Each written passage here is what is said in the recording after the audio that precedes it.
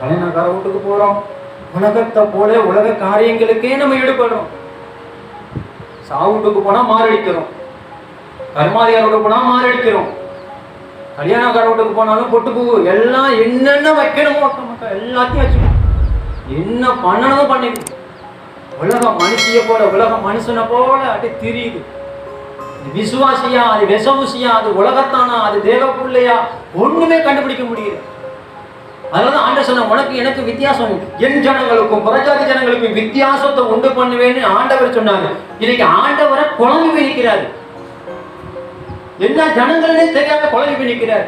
இதுதான் ஆத்மாவா, இதுதான் ரட்சிக்கப்பட்டதா, இதுதான் என் ரத்தத்தை புசிக்குதான், என் சரீரத்தை புசிக்குதான்னு நீ குழம்பி போய் நிற்கிறாரு ஆண்டவர்.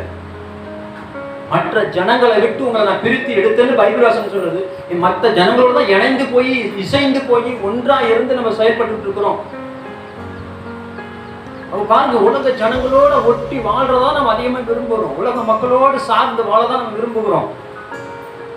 பிசாசு பாருங்க, தேவ வார்த்தையை விரும்பினானா?